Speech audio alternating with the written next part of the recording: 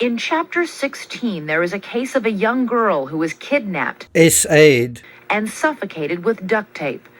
When the killer called the mother, he began with the words, "Listen carefully." The same two words begin the ransom note. But did you catch the pertinent part? Let's listen again. When the killer called the mother, he began with the words, "Listen carefully." One more time. When the killer called the mother, he... And there you have it. On page 311 of Mindhunter, we see that the killer called the mother, and his first words were, "Listen carefully." So why on earth would you start a ransom note with the same words? It would be more appropriate in a written note to say, "Pay attention." If you wanted to counterfeit the Ramsey case with an analogy, something that was very close to it, you couldn't do worse than Sherry Faye in chapter 16. Look at this. Sherry Faye Smith, a beautiful, vivacious high school senior, abducted, scheduled to sing the national anthem at the high school graduation. Panic-stricken, her father immediately called the police. Things like this just didn't happen in Columbia, just like they didn't happen in Boulder. Besides this call, there was also a 2-page handwritten letter, but in this case, it was written from Sherry. If you read that very quickly, you might have assumed that it was from the kidnapper. On page 301, it's also made explicit that there was fingerprint analysis done on the note. Patsy Ramsey has said she found the note at the bottom of the back spiral staircase. Started to read it, and it was addressed to John. It said, "Mr. Ramsey." And it said, "We have your daughter." We have your daughter, and I don't know if I got any further than that. But that's not quite what the ransom note says. It starts off with Mr. Ramsey and then says, "Listen carefully." It's only after that that they mention, "We have your daughter." So in this retelling of events, Patsy leaves out those critical first words, "Listen carefully." She has said she read it and then called for John. In an interview for A&E airing tomorrow night, John Ramsey recalled his reaction after he read the note. That was the worst moment. Was suddenly realizing that someone had your daughter, your child, and has taken her. Someone had your daughter, your child. Don't you mean someone had my daughter, my child? Why has the narrative suddenly become hypothetical, almost as if he's saying one's child? Because let's face it, no one ever had JonBenet. She was in the house the whole time. But there's something curious here. According to a source, there are no fingerprints on the ransom note. Not Patsy Ramsey's, nor John Ramsey's. The question is, if the Ramseys held the note to read it, where are their prints? Indeed, there are no fingerprints on the ransom note, with one exception, one left by mistake by a technician, I think it was Chet Ubowski, which shows that it is possible to leave a fingerprint on the ransom note. But neither John or Patsy picked up or handled the ransom note. And when Patsy was asked, did she hand the note to John? Do you remember what she said? Yeah. You brought the note to John? I don't remember, I tell you. You just, that you morning how you got the so note? Chaotic. You don't? I don't remember exactly, but... Well, it was. I started screaming, "There's a note," And you look in JonBenet's room, she's not there. And what's the first thing you do? Larry, we don't remember. This was 3 years ago. Now you can see the value of why you need to speak to the parents immediately and sequestrate them. One might say, yes, she handed me the note. The other one might say, no. But the longer you wait, the better the chance that they can say, I don't remember. But consider what we're dealing with here. The note is addressed to John. Doesn't Patsy pick up the ransom note and give it to John, to whom it's addressed? The answer is no! Because in the Ramseys' own retelling of events in their book, The Death of Innocence, they actually have John in his underwear going downstairs, basically on all fours, staring at the ransom note without touching it, reading all 3 pages in his underwear without touching it. The question is, if the Ramseys held the note to read it, where are their prints? Or the question really is, if both of the Ramseys didn't pick up the note, didn't handle it, why didn't they? Why wouldn't they? I got nightmares in my head, I fear. Thoughts build up until I can't breathe. My mind fills up into a creature. takes me somewhere much deeper. I got nightmares in my head, I fear. So the note starts, listen carefully, and then guess what? They don't listen carefully. They don't even seem to bother to finish reading the ransom note. Did they not actually read it? Well, the only person who wouldn't need to read the note, I guess, is the person or persons who wrote it. And in interview after interview, the Ramseys, both John and Patsy, say something that is rather strange. Neither of them read the ransom note from start to finish. According to the Daily Camera, this is from October 19, 1998, for detectives probing the murder of JonBenet Ramsey, the ransom note left in the family's Boulder home is probably the closest thing to a smoking gun they'll ever get. If investigators have determined who wrote the rambling 2.5-page note, in all likelihood they'll know who killed the 6-year-old girl. But as the grand jury, looking into the 22-month-old slaying, apparently begins to focus on the ransom note, it's unclear whether investigators know who penned it. While handwriting analysis has indicated that JonBenet's mother may have written the note, investigators apparently haven't reached a definitive conclusion. Testing the note for fingerprints and palm prints also proved fruitless, sources have said.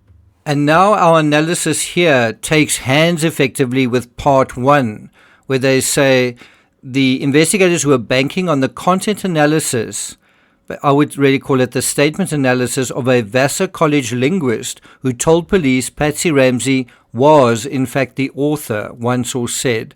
That analysis, however, may have gone up in smoke with the discovery this summer that before Boulder police hired Donald Foster to examine the note, the Vassar professor had already told Patsy Ramsey that he concluded she didn't write the note. We really want those words on screen. The Vassar professor had already told Patsy Ramsey that he concluded she didn't write the note, basically that she was innocent. Interestingly, there are really two narratives for why Vassar's contribution never saw the light of day, why it went up in smoke, why Boulder PD's star witness didn't happen. The one is that Foster wrote Patsy a letter, ironically a 3-page letter, in which he seemed to recant, telling Patsy that he believed she was innocent. And in a moment we're going to read that letter from beginning to end. But this meant that Boulder PD couldn't use Foster as an impartial witness. That seems a shame, except when one examines the other narrative. Even if Foster hadn't blown his chance to discuss his report, even if this expert witness somehow was poised to testify, there were other legal reasons to oppose his testimony. And you're not going to believe this. This is from Perfect Murder, Perfect Town. At the end of March 1998, Donald Foster, the Vassar linguist expert, delivered his written report to the Boulder police. It was almost 100 pages long and concluded that Patsy Ramsey had written the ransom note. It was key evidence, Beckner told DeMuth. He went on to explain how Foster had come to his conclusion. DeMuth pointed out that it would not be admissible in Colorado court. My guys think you're an arsehole, Beckner said to him, but we're going to need an arsehole to fight for us. He asked DeMuth to persuade Hofstrom and Hunter to use Foster's report and conclusions as evidence before the grand jury. DeMuth remained neutral. I'm pretty sure I'm mispronouncing his name. He agreed only to discuss Foster's findings with his colleagues. Later that afternoon, Hunter, Hofstrom and DeMuth met. They decided to draft a letter to Beckner stating that the DA's office, get this, the DA's office could not accept Foster's conclusions as evidence of Patsy Ramsey's culpability. Do you notice the reluctance of the DA's office to use evidence that might implicate either of the Ramseys? But is this a conspiracy or is it legal efficacy? Now, not long afterward, Hunter's staff reviewed Foster's report and the documents he had based his conclusions on. They discovered that many of the writing samples he had used had been taken from the family's computer. However, the document files from the computer had been obtained under a search warrant that didn't extend to their use for linguistic analysis. The search warrant granted the police the right to search the hard drive and floppy disks only for child pornography downloaded from the internet. Now, if you think about that, it's like, look at the information on this computer, but only under this condition. Only look for that. And if you think about it, they can't then also see or examine company information or any other information that's related to this. And so as a result, they are really hamstrung, right? You can understand this idea that John may have been involved and that there was some kind of child pornography aspect, and they wanted to exclude that possibility because at the time they believed that was relevant to the case. And so they had not requested the right to search text files to use for a comparison to the ransom note. Hofstrom and some other deputies thought that under the circumstances which pointed to inadmissibility in court, the professor's report and conclusions could not be presented to the grand jury. Wasn't that lucky? Foster had used Patsy's writing, and he'd made some really astonishing inferences and conclusions drawn from these writing patterns. And now you have a legal loophole that can prevent his testimony. Was this part of Hunter's insufficient evidence argument, I wonder? Another interesting question is whether Hunter knew Foster had written the letter to Patsy to begin with, before he hired him, I mean. Because if he did, well, then he knew he was hiring a prosecution witness he couldn't actually use. And if he meant for the grand jury to be a lame duck, or an exercise in lame duckery, that was definitely the way to go. In any event, here's Foster's 3-page letter to Patsy. I'm going to read 1.5 pages of the 3, and then we'll do analysis of this if you'd like me to do that. And so it reads, Mrs. Patricia Ramsey, Belvedere Avenue, Charlevoix. Dear Mrs. Ramsey, this, first of all, I'm terribly sorry for your irremediable loss. JonBenet was a remarkably charming and talented little girl, and I believe that you were an ideal mother, wise, protective, caring, truly devoted. I have no adequate words of consolation for your bereavement or for the attendant horrors. I'm sorry also to hear of your illness. I hope that you will overcome your cancer, not only for your own sake, but for Burke's. It must be hard to find the will to carry on, and the road ahead will be terribly difficult for you both.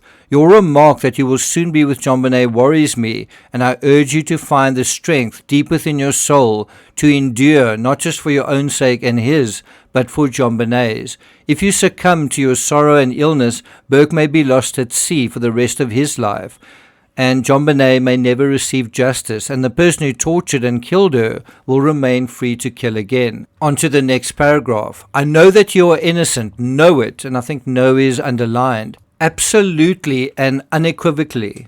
I would stake my professional reputation on it, basically that you're innocent. Indeed, my faith in humanity. But first, a word about my credentials. This comes from a sense of urgency, not immodesty.